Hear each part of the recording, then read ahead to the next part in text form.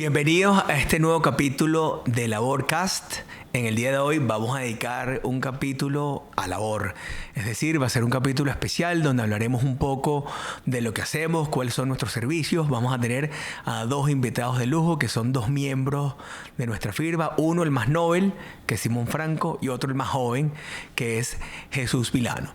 Pero antes de darles la bienvenida, que van a ser para los bloques sucesivos, queremos nosotros un poquito recordar lo que veníamos hablando en el bloque 1 sobre lo que es labor, lo que nos motivó, cuál es nuestra filosofía, cuál es nuestra razón de ser, inclusive cuál fue el propósito o esos catalizadores que de alguna manera nos empujaron a fungir y ser lo que somos hoy en día.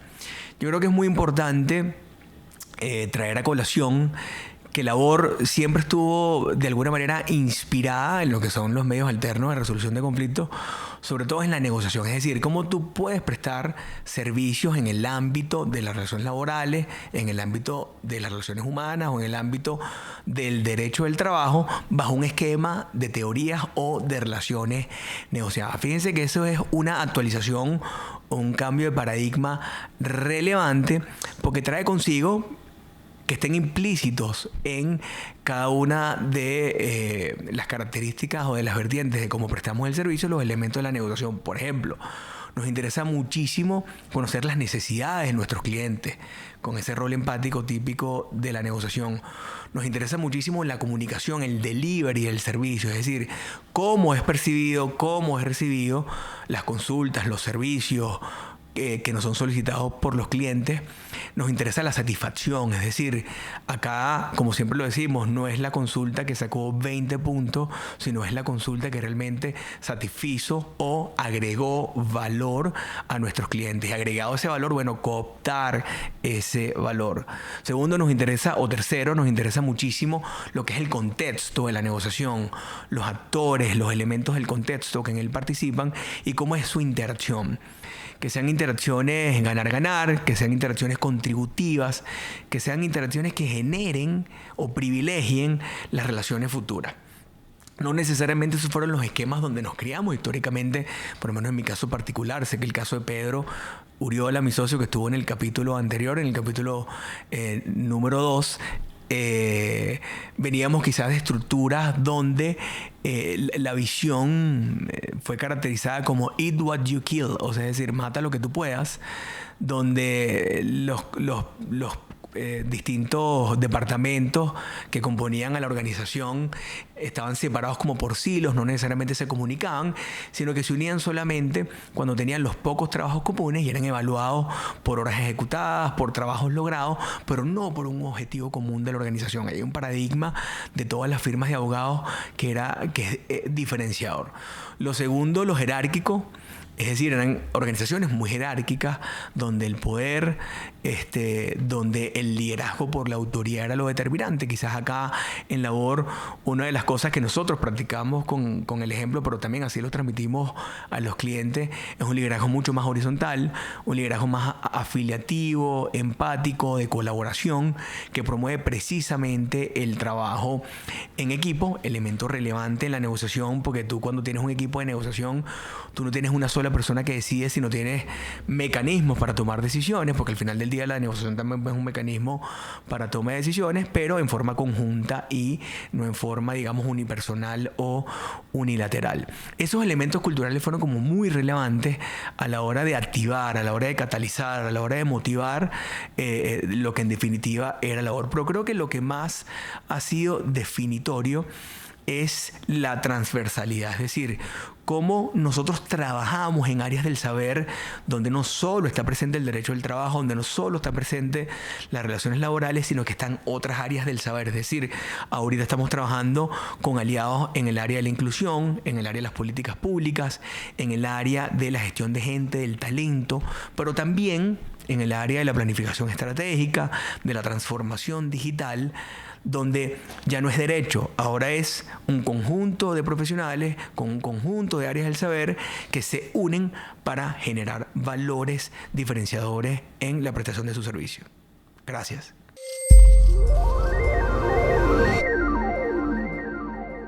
Bienvenidos a nuestro segundo bloque. Hoy tenemos, como les había comentado, un invitado de lujo, Jesús Milano, el abogado más joven de la oficina, un millennial, bueno, aparentemente un millennial. Jesús Milano es un abogado muy talentoso, abogado summa cum laude de la Universidad Católica, con apenas 3 años de graduado, pero con más o menos 6 años de experiencia en las relaciones laborales, en el área de propiedad intelectual también. Bueno, y fíjense que la pregunta es súper pertinente, ¿no? ¿Por qué tenemos entonces a Jesús, más allá de que es miembro de la OR? Bueno, porque nos interesa darle respuesta a una pregunta que es obligada en el día de hoy, que son las generaciones en las organizaciones. Es decir, la OR, que es una firma de abogados, no escapa de esa necesidad o de esa realidad que tienen las organizaciones, bueno, de cómo convivimos con generaciones tan diferentes. Tenemos a Pedro, que es baby boomer, yo, que pertenezco más a la generación X, Simón, como es XY, medio millennial, y bueno, Jesús, que es millennial, centennial, ¿no? Culturas diferentes, maneras de pensar diferentes, crianzas diferentes, escuelas de derecho inclusive diferentes, bueno, porque respondían a parámetros diferenciadores. Y eso nos pareció súper interesante, como en una firma de abogados de derecho del trabajo, de relaciones laborales, donde lo que nos importa es la gente. Bueno, interactuamos con la gente joven, ¿no? Aunque todos somos jóvenes, pero con la gente más joven. Entonces, fíjense que aquí tenemos a Jesús y bueno, nos interesa iniciar, Jesús, con tus comentarios y tu manera de pensar y tu filosofía sobre lo que puede ser esa relación laboral en una firma de abogados, bueno, con estos temas generacionales que tenemos. Bienvenido, Jesús. Gracias, Carlos. Lo que comentas de las múltiples edades del equipo me parece una virtud bastante importante y un aprendizaje desde el punto de vista particular inmenso.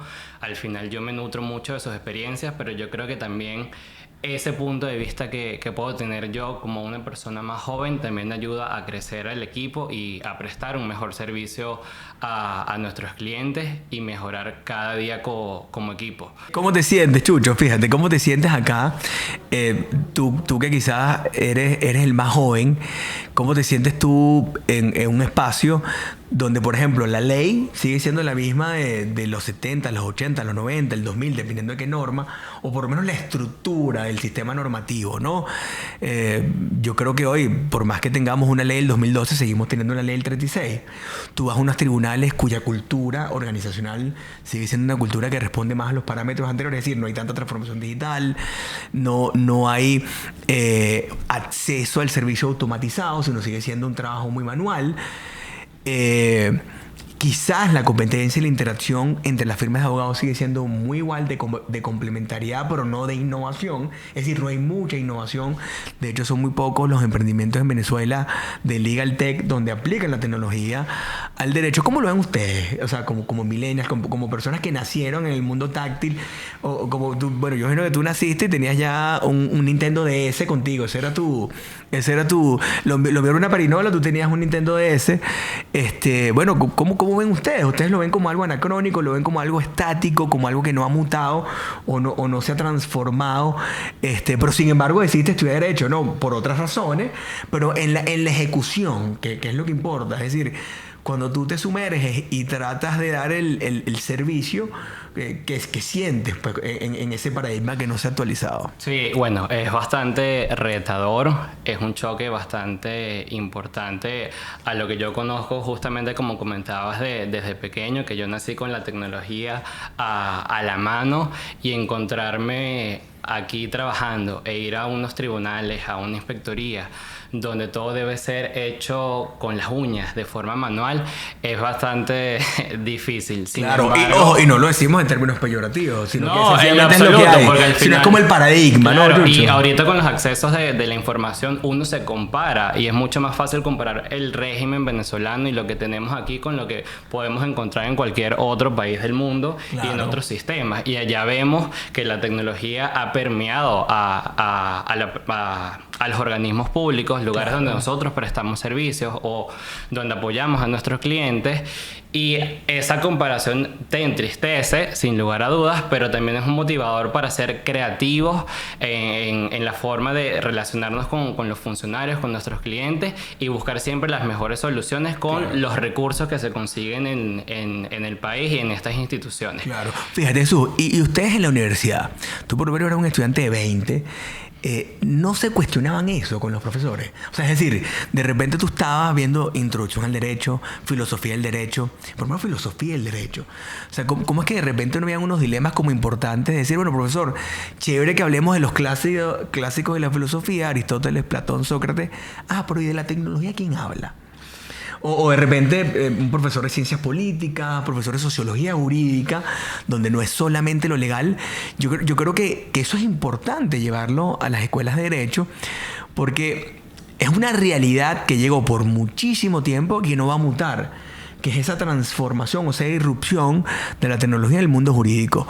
¿Ustedes allí no debatían o por ejemplo, qué necesidad, qué gap veían en la universidad? Sí, bueno, la verdad esa discusión de la incursión de la tecnología en la prestación del derecho no estaba presente.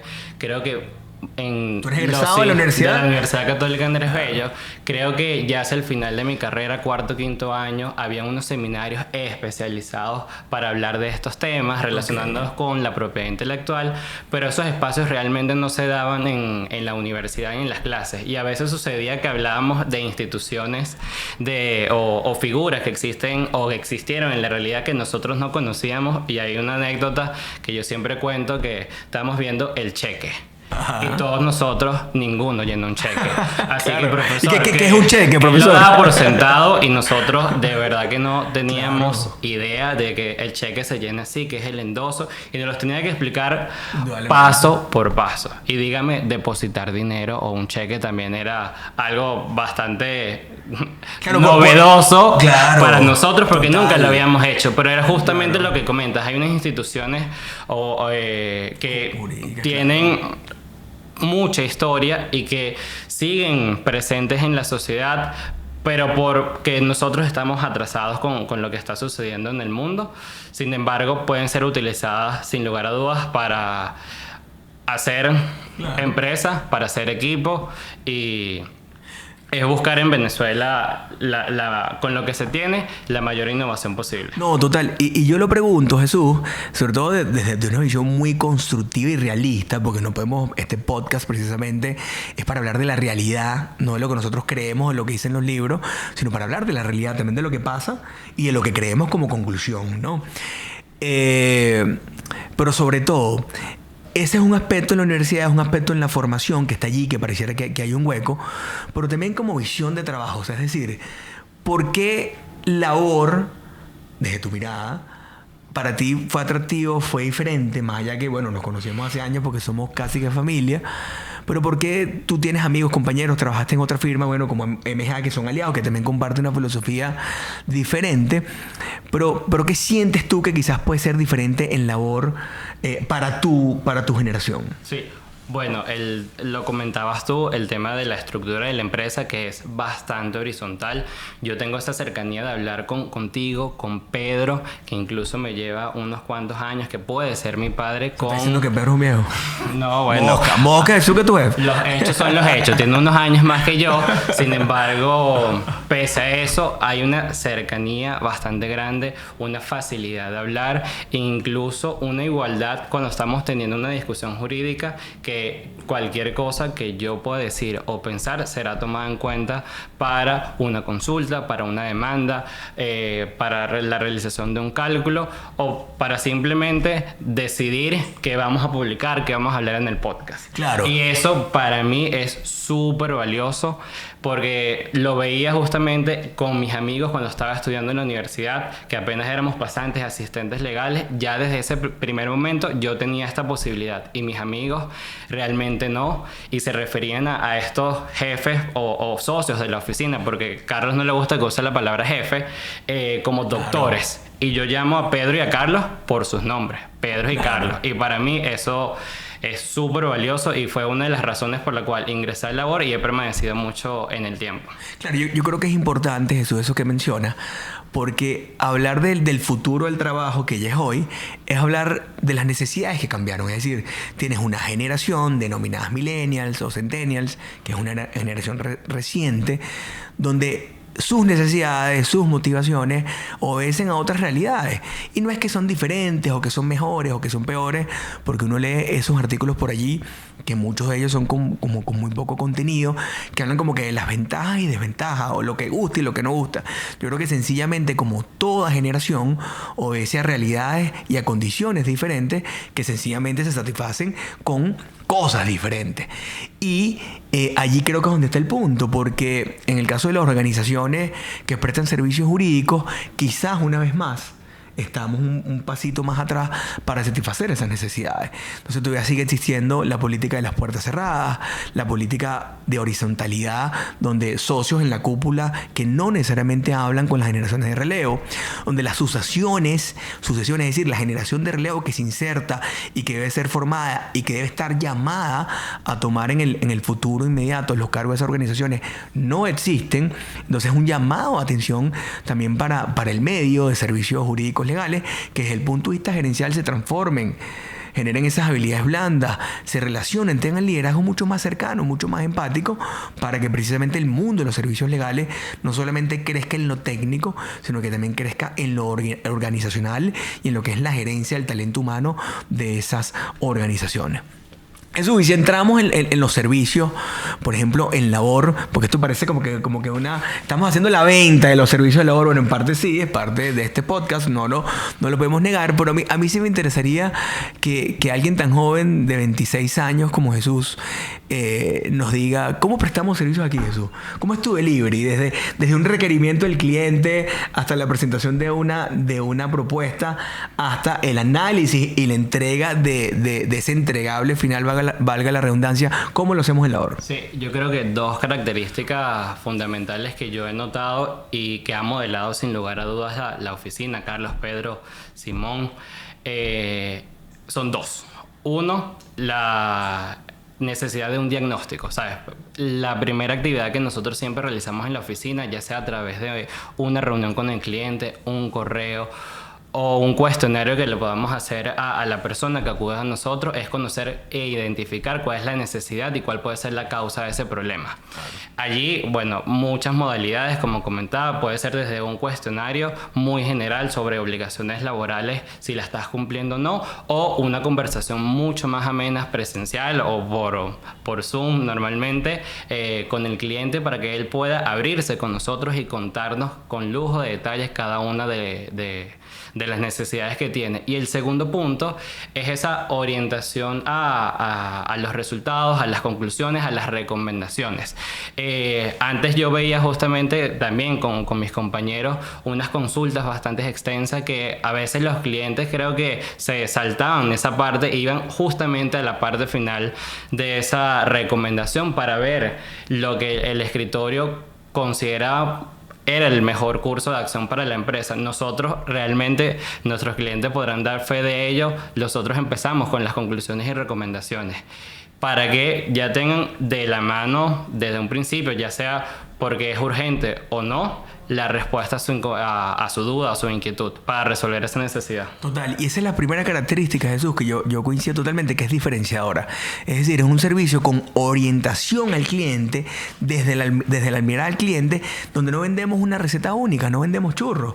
Sino sencillamente te diagnosticamos, es como una especie de perfil 20, para ver dónde precisamente está tu necesidad, dónde precisamente está tu oportunidad de mejora, y desde allí vamos construyendo contigo. Es decir, es bidireccional. Diagnosticamos, analizamos, volvemos contigo. Volvemos a diagnosticar en función de esa retroalimentación, volvemos a construir hasta que construyamos, digamos, la fórmula, la solución que sea más acorde para ti y para tu negocio. Creo que ese es un elemento diferenciador. Mucha comunicación en el camino, es decir, mucho hacer común, mucho trabajo colaborativo. No es que Jesús y yo trabajamos solos, le preguntamos a Simón, le preguntamos a Pedro, le preguntamos a Luis Alberto. Si son áreas con los aliados, bueno, con cada uno de los aliados, para precisamente ir ir trabajando de la mano. Entonces nos convertimos al final del día no en unos expertos, sino en unos facilitadores que junto con el conocimiento del cliente, que al final del día es quien más sabe, terminamos, digamos, creando una fórmula diferente a la del cliente y diferente a la de la labor. Una tercera fórmula, que es la fórmula ganadora que a él le funciona. Sí, sí, eso es un hecho, Carlos, te lo compro, porque desde el tema más sencillo como puede ser calcular una liquidación de prestaciones sociales, que puede ser algo estandarizado, cambia de cliente a cliente, y es bastante importante para nosotros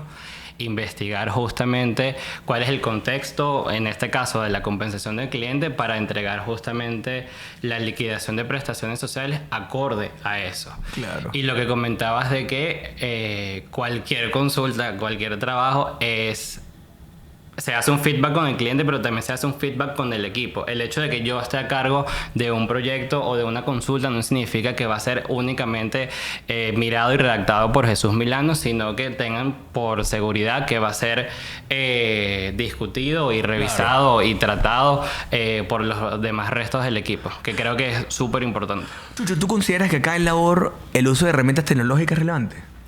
Sí, sí. Nosotros... Bueno, realmente cada vez que vamos a tener una reunión prendemos justamente un televisor o una pizarra para generar justamente ideas y definir el camino que vamos a utilizar para dar el mejor servicio posible. Sin lugar a dudas, creo que nosotros, sin las herramientas tecnológicas, no pudiésemos dar un tan buen servicio como si no las tuviéramos. Obviamente, todas estas aplicaciones que permiten el trabajo colaborativo, ya sea sincrónico o asincrónico, me parecen brillantes, y creo esa tecnología particularmente, como puede ser el Drive, que es tan sencilla, claro, y que es accesible a todo el mundo, no, es importante para prestar el servicio de mejor calidad. Porque permite eso, ¿sabes? Que cada quien desde su espacio, si no estamos juntos físicamente, podamos trabajar en equipo. Y fíjate que eso es un punto increíble que acaba de mencionar Jesús. ¿Por qué? Yo recuerdo que clásicamente los abogados guardan sus escritos, su consulta, como si fueran las últimas Coca-Colas del desierto. Como que si más nadie se le puede ocurrir esa consulta o ese escrito. Y fíjense que el elemento diferenciador, desde mi humilde opinión, no está allí. El elemento diferenciador está en la ejecución, en la implementación, en la transmisión de ese servicio al cliente. Porque el cliente al final del día no te va a pagar por esa consulta, que a lo mejor puede ser brillante desde el punto de vista académico, sino te va a pagar o va a reconocer tu generación de valor cuando eso que tú le estás diciendo satisface su necesidad y lo hace ganar dinero. Ese es el elemento. Entonces, el problema ahí no es el qué, el problema es cómo yo presto el servicio, cómo yo transmito la idea, cuáles canales, WhatsApp, Zoom, inclusive herramientas tecnológicas como el ChatGPT, que los tenemos aquí en la oficina ahorita. El correo electrónico, sin duda, que sigue siendo la red social más usada del mundo, son canales eficientes dependiendo del tipo de cliente. Por su cultura se comunica mejor de una manera u otra. Pero no es que tenemos una sola, sino, digamos, somos multicanales al momento de ejercer el delivery. Creo que eso es importante con el uso de la tecnología. Jesús, y si nos salimos un poquito del trabajo, vamos quizás a lo personal, ¿no? ¿Qué es lo relevante? Podemos ir a la formación, que es una discusión que tenemos constantemente. Fíjate que con Jesús tenemos una discusión que para nosotros, por ejemplo, para Pedro y a mí, es como ¡wow! Como que eso entra en discusión, que es cómo formamos a Jesús. Jesús está en un entorno donde ya el posgrado en Derecho al Trabajo, nosotros que somos expertos en Derecho al Trabajo y Relaciones Laborales, pareciera que no es lo único. Más bien nos llama mucho la atención posgrado en gerencia, nos llama mucho la atención posgrados en negociación, nos llama mucho la atención el desarrollo de las habilidades blandas. Y bueno, sobre eso, como esas competencias genéricas que debe tener el ADN o las personas que trabajan en labor, es un poco en lo que nosotros hemos llevado. Jesús, ¿cómo ha sido, Jesús, desde tu opinión, esa formación o ese cauce que nosotros te hemos invitado a formar desde la formación? ¿Cómo ha sido? Sí, bueno, desde el primer año que estuve acá, hace 6 años más o menos. ¿Cuando eras pasante? Sí, cuando era pasante. Empecé como asistente legal y después pasé a ser un abogado. Obviamente el fuerte de aprendizaje ha sido sobre derecho laboral, sin lugar a dudas. Al final de cuentas somos abogados especialistas en el área y prestamos servicios en razón a eso. Sin embargo, Carlos, Pedro y los otros que han antecedido a mí siempre han tenido una visión integral o multidisciplinaria en la forma de prestar el servicio y entendiendo que solo el derecho al trabajo es una parte y que para hablar, por ejemplo, con un gerente de recursos humanos es necesario entender sobre procesos. Para hablar con el gerente general es necesario aprender sobre modelos de negocio. Para hablar con las personas de ventas, sin lugar a dudas, para establecer un sistema de comisión que tiene obviamente una connotación de derecho laboral, es importante saber sobre ventas. Y creo que eso lo han sabido transmitir Carlos y Pedro bastante bien al equipo. Creo que todos nosotros hemos estado estudiando fuera del derecho laboral. Lamentablemente no puedo hacer la especialización, pero no he dejado que eso sea una limitante, sino que a través de Carlos, Pedro y el resto del equipo he colmado en cierta forma esa deficiencia, pero me he nutrido de otras áreas. Por ejemplo, hace un año y medio terminé una maestría en recursos humanos justamente para prestar un servicio más integral a nuestros clientes principales, que son los gerentes de recursos humanos. Maestría que cursamos juntos y Jesús sacó más nota que yo, por cierto. Y justamente entender su lenguaje y sus necesidades de forma más sencilla. Y el resto del equipo, bueno, Carlos dice que tiene la maestría, pero también tiene en recursos humanos, pero también tiene una maestría en gerencia pública que nos ha permitido entender el contexto y que nos ha enseñado a todos nosotros. Pedro tiene años en derecho laboral, pero también es especialista en los temas procesales y en negociación por toda la experiencia que tiene y por todos los estudios que ha realizado. Simón, que exacto, es el más nuevo, tiene una visión de negocio grandísima, tiene 2 maestrías en el IESA, una de gerencia pública igual que Carlos, pero también una de administración de empresas. Y al final toda esa información y todos esos conocimientos que tenemos lo utilizamos para prestar nuestros servicios jurídicos de la mejor forma posible, sin incluir a los aliados, que también son espectaculares. Y que nos enseñan muchísimo, por cierto. Sí, inclusive una de las cosas, Jesús, que hemos hecho, hemos utilizado la metodología Canvas, que es una metodología para desarrollar modelos de negocio para nosotros construir y diseñar nuestros productos. Y creo que es algo que puede aportar muchísimo para aquellos que estén en el mundo jurídico. Investiguen, familiarícense con lo que es la metodología Canvas, porque puede ser muy útil. Fíjate, Jesús, para despedir este bloque, genial tu participación, de verdad que te felicito. Él es un millennial que no es tan millennial, como se dieron cuenta, tiene algo de XY y de Baby Boomer, pero bueno, sin duda que Jesús es un excelente talento que tenemos acá. Bueno, Jesús, ¿qué le dirías? Eso es justamente del ambiente multigeneracional. Ustedes me tienen que influenciar ciertas cosas. Claro. Fíjate, Jesús, un mensaje que tú les darías desde tu visión, o sea, la visión de Jesús Milano, si llegas algún día CEO de Labor o CEO de una empresa de servicios legales, ¿qué le dirías tú hoy en el 2023? Que en el 2030 tienen que tener, o 2035 tienen que tener las empresas de servicios legales.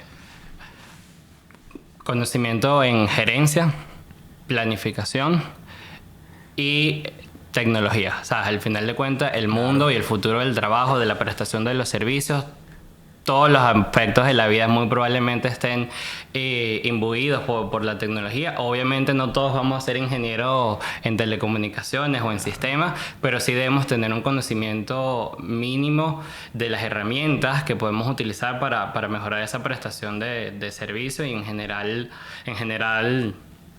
mejorar, ¿sabes? ¿Sí? Cada día mejorar. Mejorar y mejorar de cara a la excelencia. Así es. Jesús, muchísimas gracias.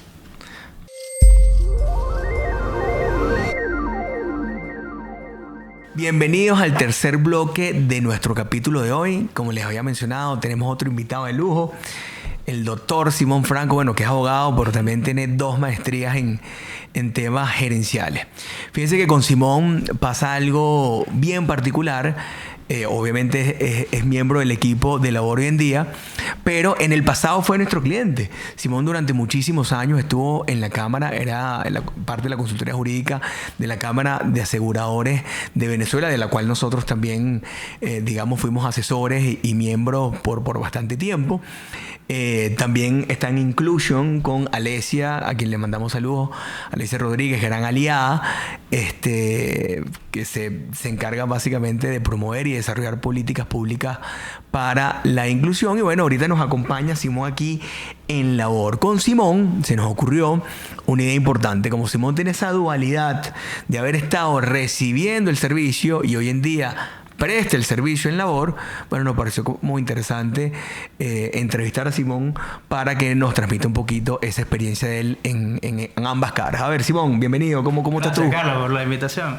Mira, sí, desde el momento que estuve en la consultoría jurídica y que me tocó lidiar como abogado y coordinar todo lo que eran las consultas y el tema de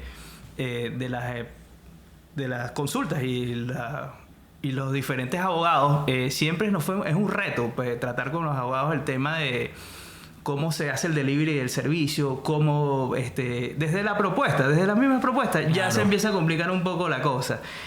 Nos mandaban para un mismo servicio, nos mandaban 4 propuestas diferentes y ninguna se entendía, que el número de horas, que cómo te voy a cobrar, que si es por documento, que si es por fases de proceso, que si por número de horas. Nos tocaba por luego llevarlo a una junta directiva que menos va a entender, porque ahí no hay abogados. Claro. Entonces, es un trabajo bastante arduo en ese sentido. Una tarea titánica, sabemos. Y entonces ahí va un poco también lo que hemos hablado a través de los años, la disrupción que se ha dado en el ámbito legal y de los servicios legales, de cómo es la visión previa que hemos tenido del servicio de cobrar por la hora, o de que nuevamente vamos a darle un verdadero delivery al cliente. Mira, y como dicen los grandes clásicos del derecho, Carlos, cuando uno necesita un servicio jurídico no es muy alejado de lo que es un servicio médico. Tienes una patología y necesitas una medicina o una cura en ese sentido. Entonces uno busca al abogado para que te dé la solución, pero muchas veces la solución eran cosas que no estaban a tu alcance o que tal vez no, o sea, simplemente lo que iban era a envenenarme, o sea, tomar un medicamento para envenenar. Entonces, y un punto bien importante, Simon, y te atajo, y discúlpeme que te interrumpa, porque fíjate que esa es una visión unidireccional de quien provee el servicio. Sí. O sea, el que provee el servicio te quiere imponer una solución que en su mundo, que en su realidad es lo mejor, pero no está tomando en cuenta tus recursos, tus capacidades y tus habilidades como receptor del servicio para saber si esa idea es la que realmente lo va a curar, ¿no? Utilizando tu metáfora. Sí, y que el servicio tiene que ser customizado al cliente, o sea, no podemos tener recetas generales para todo, y eso es lo que yo por lo regular recibí allí cuando pedíamos propuestas o teníamos servicios de los abogados en la cámara cuando estuve en la consultoría. No todo eso era así, pero muy seguido. Simon, ¿y tú crees, tú que también pasaste por las escuelas de Derecho, bueno, y luego tuviste esa formación gerencial, ¿a qué se debe que gran parte del gremio, los abogados, digamos, presten ese servicio en esos términos? ¿A qué crees tú que sea? ¿Qué elemento? ¿Es un elemento cultural? ¿Es un elemento de formación? No, Carlos, cultural y formación. Y en la cámara yo estando no había pasado de que eso tal vez no era la mejor forma de prestar el servicio, sino cuando llego a la escuela de negocios, que vemos allí. Wow, estaba así yo viendo una clase, me acuerdo, de emprendimiento y estábamos hablando de modelo de negocio, y en otra clase de servicios, era en el mismo trimestre, y veo, wow, lo hemos estado haciendo mal todo este tiempo. ¿Por qué no me dijeron antes? Como una revelación. Claro. Por supuesto, hay escritores, abogados que dan un muy buen servicio, pero creo que el común denominador era una cultura muy retrasada y no hemos adaptado tanto a la disrupción que se ha dado de manera global, porque viendo allí la profesión del abogado va a cambiar totalmente. O sea, dicen que cambiaría entre un 60-80% de como la conocemos hoy en día. El abogado va a ser muy diferente al que conocimos nosotros, porque somos hoy en día, al que será en el futuro. Entonces, esa situación y luego la disrupción del país, Carlos, que vivimos allí en la organización. ¿La disrupción del país? Del país. Claro, total, del entorno, claro. Del entorno. Entonces, era un poco eso. Cuando estábamos ahí en la escuela de negocios, bueno, ¿cómo yo hago para darle un verdadero delivery al cliente? Que le dé herramientas para enfrentar el entorno en el cual nosotros nos encontramos y él pueda hacer y sean de verdadera utilidad para él. Entonces, ese es como el dilema que he tenido desde ese momento, Y bueno, es un poco de cuando entro aquí a labor, tú me comentas, bueno, aquí hacemos esto y tal. Y bueno, y hemos estado siempre como paradigma tener esa situación. Mira, ¿cómo vamos a hacer delivery y darle verdaderas herramientas a los clientes para que puedan afrontar las situaciones que ellos tienen? Fíjate que inclusive, Simon, en sintonía con eso que tú dices, que yo recuerdo una frase que siempre utilizábamos en políticas públicas que dice: "The life is a trade-off", ¿no? La vida es un dilema. Sí. Yo creo que indefectiblemente siempre vas a tener el dilema ahorita en el campo del delivery o en el campo del ámbito jurídico es: o seguimos prestando el servicio de la forma como nosotros creemos debe asumirlo el cliente, versus o prestamos un servicio de cara a las necesidades y satisfacciones del cliente. Yo creo que ese cambio de paradigma, que suena muy sencillo, o actualización de paradigma, como decía el profesor Mayora, porque él decía que los paradigmas no se rompen, sino que se actualizan. Bueno, actualizando ese paradigma, yo creo que situándonos allí, hay muchísima tela que cortar. Otra pregunta, Simon, que me parece relevante. En el ámbito asegurador, uno de los sectores que, al igual que la banca, ha tenido una irrupción brutal de la tecnología. Es decir, es un sistema que se ha transformado.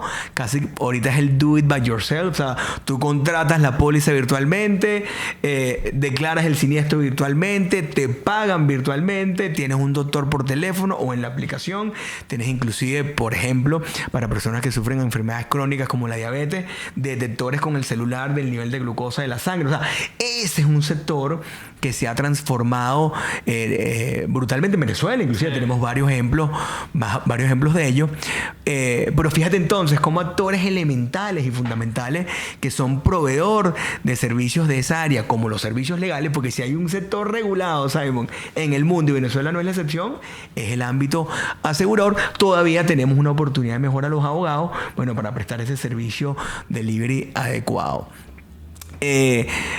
Si hacemos, Simon, entonces esa mezcolanza, tú que estás, digamos, en la gerencia, que podría ser como el New Law, ¿no? Sí. Si hacemos como ese paralelismo del New Law con el Old Law o el viejo derecho, ¿qué rescatarías, qué destacarías que para ti es importante y que lo ves en labor, digamos, presente a la hora de nosotros prestar nuestro servicio? No, bueno, como te comenté, darle las herramientas al cliente para que afronten de manera real y hablarle claramente de cuáles son las soluciones que él tiene. O sea, por eso es que tenemos un scope o un panorama de todos los actores y cuáles son los diferentes escenarios que tú podrías afrontar en ese sentido. Y hablarle claro, porque más de una vez, Carlos, nos pasó que estábamos en junta directiva o en comité ejecutivo y llevábamos, un problema legal, que surge un problema legal, terminan buscando esas soluciones que no son legales porque no se confía en las soluciones legales que se le llevaba. Claro, entonces darle verdaderas soluciones y comentarle, mira, tal vez esto no es un problema legal, sino llevarlo al campo de la negociación o hablarle claramente al cliente en ese sentido y ponerlo en el contexto que estamos, instituciones, ese tipo de situaciones creo que es necesario hoy en día. Y me encanta lo que dice Simon, porque hoy en día yo soy un fiel creyente y es una de las bases teóricas de labor del multiplicismo crítico, ¿no? Como esa tendencia filosófica que nació, digamos, a principios del siglo XX, donde la verdad no puede ser abordada desde un solo punto de vista, sino la verdad, inclusive la verdad científica, debe ser abordada de manera multidisciplinaria. O sea, la multidisciplinariedad y la complementariedad es un elemento relevante para la búsqueda de la verdad moderna. Entonces, el abordaje de problemas complejos, como de los problemas regulados, deben ser abordados de la misma forma. Es decir, el aspecto económico, el aspecto social, las habilidades blandas, la gerencia, la negociación, la comunicación, con la norma, con la ley. Sí. Y es algo que está inspirado. También lo que tú mencionas, Simon, me trae a colación algo que veo constantemente en los profesionales, y los abogados no son la excepción, que es lo que se llama el pet policy en políticas públicas. O sea, todo el mundo tiene un sesgo de su vida, del mundo, de la solución que hay que darle al mundo. Y la gente siempre se monta, sobre todo los investigadores, los académicos, y en el mundo jurídico se da, a que todo obedece a ese pet policy que él tiene. Es decir, si mi línea de investigación es el salario de eficacia típica, las prestaciones sociales, entonces cualquier problema derivado de la relación de trabajo lo asocio con esa mascota, con esa política que yo tengo, que es mi pet policy. Y fíjense que eso es un sesgo por definición. Y es un sesgo que aparte no va a dar o no va a generar valor porque estás viendo con un solo ojo un problema que muy probablemente requiere 8, 10, 20 ojos de multidisciplinariedad. Y eso es uno de los elementos que te da. Y yo creo que nosotros aquí en Labor, Simon, y tú lo corriges, tratamos de abordarlo cuando trabajamos con IW, con Luis Carlos Manzaneda o con Ivette Cerrado, cuando trabajamos en Gentiopía con Fabiola, con Valeria, con María José, tratamos de darle como ese elemento de multidisciplinariedad. Porque al final, Carlos, te atajo, son negocios, ¿no? El problema legal se debe a un negocio y el negocio responde a una estructura, a los recursos humanos y por eso tenemos que tener la visión integral. Total, como dice mi compadre Peroso, que le mandamos un saludo.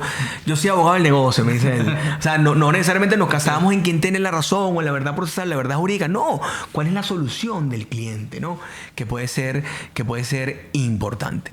Simon, recomendaciones clave que tú dirías hoy en día para un consultor interno, tú que tuviste del otro lado, porque siempre hablamos quizás como de la visión del asesor, pero tú que tuviste del otro lado, que tuviste in company en el sector asegurador, ¿qué debe tener un abogado hoy en día para estar donde está? ¿O qué le recomendarías tú de esas habilidades, de esas competencias que deben desarrollar los abogados hoy en día para generar valor en su organización? Sí, primero que nada, las habilidades blandas, Carlos, como tú bien comentas, ya lo has dicho en diferentes de los capítulos de podcast, y las habilidades gerenciales, o sea, es súper importante. Las habilidades gerenciales ya lo comentabas con Jesús en otro, y las habilidades gerenciales enfocadas también en la tecnología, o sea, eso es primordial hoy en día. Creo que sin eso no tendrías competitividad en el mundo moderno. Y lo otro, apoyarte en las otras áreas de negocio, estar tú muy claro de lo que es el modelo de negocio, tú aprenderte lo que es el modelo de negocio, revisar cada día el Canvas. O sea, si a las reuniones que entre comercial o mercadeo, tú podrías entrar y ver, o deberías entrar y ver qué se está haciendo, porque de lo contrario estarías totalmente disociado de lo que sería la operatividad del negocio y tú no tendrías la capacidad de asesorarlo. Entonces, importantísimo. O sea, fíjate que nosotros siempre le decimos a los clientes, sobre todo los que están sector industrial, primario, secundario, ahorita también modernamente sector terciario, que es comercio, que nos enseñen su proceso productivo, que para nosotros poder entender y poder darles un mejor servicio nos digan qué hacen y cómo lo hacen, porque si tú no entiendes el proceso productivo no vas a poder insertar tu servicio a la gran estrategia. Eso me parece genial, lo que estás planteando. Fíjate, Simon, eso que también mencionas me genera o me da como mucho clic con algo que también discutimos constantemente, que no es nada más ser abogado del negocio, sino también es ser una persona humana. O sea, es decir, hablamos mucho de lo técnico, hablamos mucho de las habilidades blandas, pero al final del día creemos que el aspecto humano, como es la interacción, el ambiente, como es la gerencia de la gente, es relevante en las organizaciones. O sea, es decir, hoy en día, citando un poco lo que conversábamos en el bloque anterior con Jesús, la gente no solamente trabaja por un salario, no solamente trabaja por una formación o por la posibilidad de hacer carrera, sino también trabaja por la necesidad de sentirse bien, sentirse reconocido, tener compañeros que reconozcan sus logros, tener compañeros que los valoren, y creo que eso es importante. No necesariamente, Simon, creo que está presente, lamentablemente, en el mundo de los escritores de abogados, o en el mundo de la relación de abogados. Creemos que ese liderazgo más humano, aunque parezca redundante, porque si tú no eres buena persona, no puedes ser buen líder, pero pareciera que a veces se nos olvida eso. ¿Cómo fue tu experiencia, Simon, en ese sentido, en el ámbito asegurador, que es un ámbito de esos clásicos, ¿no? Como la banca, que hay, digamos, super mucho... Clásico, o sea, corbata de lunes a viernes. Muy corporativo, sí, pues, digamos. Totalmente. Pero de verdad, también participaba en el comité de capital humano y llevábamos la coordinación de diferentes comités ahí en la Cámara. Hay sí se vio bastante un liderazgo humano, sí se llevaba de una u otra forma, pero siempre muy, también como tú dices, enfocado a lo clásico, que le costó un poco de una u otra manera cuando se dio esta gran disrupción de que ya hablamos hace unos minutos, y que, bueno, le costó adaptarse, pero de poco a poco ahí va adaptándose a las nuevas generaciones. ¿Sí? Claro. Fíjense que Simón es un vil ejemplo de algo que yo que yo creo va a ser el abogado del futuro, ¿no? A nosotros nos criaron en el abogado especializado. Es decir, tú te gradúas, escoges una especialización y en función de esa especialización tú no te salías. Simón es un abogado con especialización en derecho procesal, experiencia en el derecho corporativo, sobre todo en el ámbito asegurador, con formación y capacitación en la gerencia, pero al final del día Simón ha trabajado en el derecho laboral, en el derecho procesal, en la propiedad intelectual. Es decir, pareciera que el abogado moderno, y eso lo digo agarrando a Simón como ejemplo, va a ser un abogado que manejando unas competencias genéricas entre técnicas y blandas se puede mover por cualquier área de la organización. Y fíjense que eso es muy importante porque estamos hablando entonces que las instituciones o las empresas de servicios jurídicas, si tienen bien definidos sus procesos, si tienen bien definidos sus cargos claves, cualquier persona que ocupe ese proceso con esas capacidades acordes a ese proceso va a prestar el servicio. Entonces ese paradigma de que necesitamos altos abogados especialistas con muchísimos años se rompe en la medida que los procesos y la estructura de la organización le genera las competencias genéricas para que garanticen la calidad y el servicio de excelencia que busca la organización. Sabemos, aquí para despedirnos en este bloque, y nos parece muy interesante estar contigo porque Simón es el primer abogado que ingresa a labor sin ser experto, pues, en derecho del trabajo. Pero ya he aprendido. No, indudablemente ya eres casi experto, pero no fue un requisito porque anteriormente hubiese sido, si tú no eres experto no ingresas pues a una firma. ¿Cómo fue ese onboarding para ti? Esa inmersión en el ámbito del derecho del trabajo, que es algo tan especial, porque estamos hablando de la gente, de los conflictos, de un área del derecho sumamente particular y sumamente especializada. ¿Cómo fue para ti el onboarding en labor en el ámbito del derecho del trabajo y las relaciones laborales? Sí, bueno, primero, Carlos, para adelantarte, cuando una u otra forma terminó tu trabajo, terminó una fase, estoy ahí en la escuela de negocio, tú me llamas a trabajar.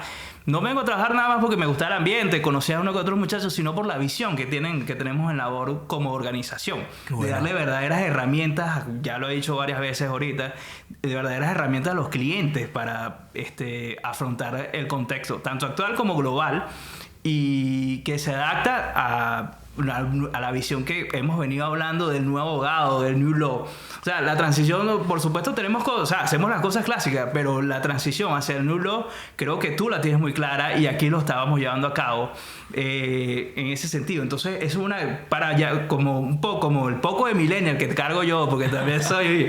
Todos tenemos un milenio por dentro. O tardío millennial, claro, soy yo. Claro. Más allá de las compensaciones o el ambiente del trabajo, o sea, la visión, tú tienes que estar comprometido con la organización y con lo que estás haciendo. Entonces, de una u otra forma, eso me ató y me sintió comprometido aquí. Y bueno, el aprender el derecho al trabajo, Carlos, simplemente lo vi como una herramienta, o sea, que es necesaria para yo llevar a cabo día a día mis actividades. Y de verdad porque nunca me disgustó el derecho laboral, me fui acomodando. Pedro es una gran ayuda, Carlos es una ayuda, hasta Jesús, porque Jesús sabe muchísimo de derecho laboral, a cada rato le estoy preguntando totalmente. Luis Alberto con la experiencia ya en tribunales, siempre estamos colaborando, ¿no? Y de verdad, o sea, me parece algo muy particular el tema también social. Eso es un tema muy diferente, con todo y que en el sector asegurado hay una carga social por el derecho a la salud, los seguros de salud. Aquí lo ves de cerca. O sea, la relación con los trabajadores, con las organizaciones sindicales, eso es muy particular en el derecho. Eso no lo ves en la escuela de derecho nunca. Claro, sí, totalmente. O sea, sí. Y sobre todo sabemos algo que tú dices, que aquí el equipo sabe más que el líder. Sí. O sea, tú estás trabajando en un entorno, pero cuando tú trabajas en forma colaborativa, donde se transmiten las ideas, no hay una idea que impera sobre otra, sino que vamos construyendo. En definitiva, cualquiera que se inserta en ese esquema aprende y sale adelante, porque te apoyas en tu compañero y te apoyas en el líder, ¿no? Totalmente. O sea, aquí con las herramientas las tenemos y vamos construyendo las soluciones. Acuérdense también que con el cliente las soluciones son customizadas y las construimos con ellos, porque al final son soluciones hechas para ellos y que ellos tienen que ir construyendo de la mano con nosotros. Totalmente. Simón, muchísimas gracias por tenerte acá en este capítulo de Laborcast. Bueno, que es tu caso obviamente, porque eres miembro de Labor. Simón Franco, abogado, bueno, con múltiples especialidades como ya lo vimos, miembro de Labor GG. Agradecidos por estar acá. No dejen de darle clic @Labor, de dejar sus comentarios y de darnos un like.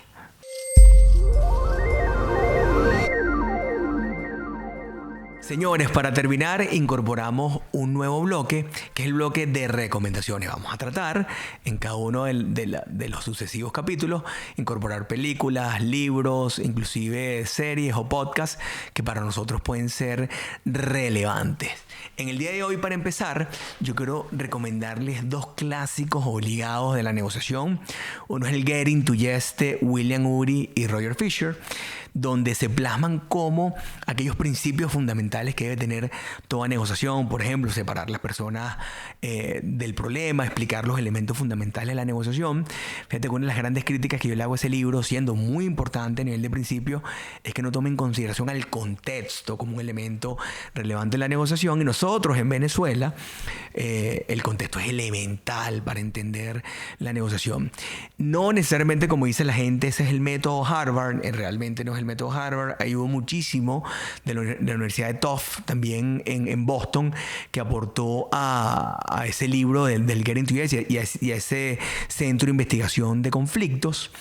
Y algo que hace bien particular este libro es que William Ury, para quienes no lo saben, fue asesor del presidente Chávez en aquella famosa mesa de negociación del 2002, y por aquí les vamos a traer algún micro donde él inclusive habla en una entrevista que le hacen de ese proceso, esa interacción que tuvo con Chávez cuando en esa mesa de diálogo que se abre posterior del paro petrolero, William Ury habla de cómo fue su experiencia asesorando a el otrora presidente Chávez, ¿no? El otro libro que me encanta recomendar, que me parece importantísimo porque tiene que ver con la gerencia de las emociones en la negociación y la inteligencia emocional, es Beiserman y Neal, que se llama La negociación racional en un mundo irracional. Básicamente es un listado de aquellas actuaciones que no son importantes en negociación y que debes tener en consideración para no tomar escaladas o decisiones. Recuerden que lo único que uno controla en la negociación es la forma como tomas decisiones. Entonces describe un poco cuáles pueden ser aquellas actividades o aquellas vicisitudes que pueden nublar la toma de decisiones en negociación. Y por último, un libro local que siempre es muy importante de lo local, es el libro homenaje al diseño de la ley orgánica del trabajo, que se llama Balance de un Decenio, editado y dirigido por el profesor César Carballo Mena, gran amigo a quien le mandamos saludos, sobre todo porque recoge un poco lo que es la actividad laboral venezolana en el último decenio y aquellos temas que son fundamentales de obligada lectura para no descuidar.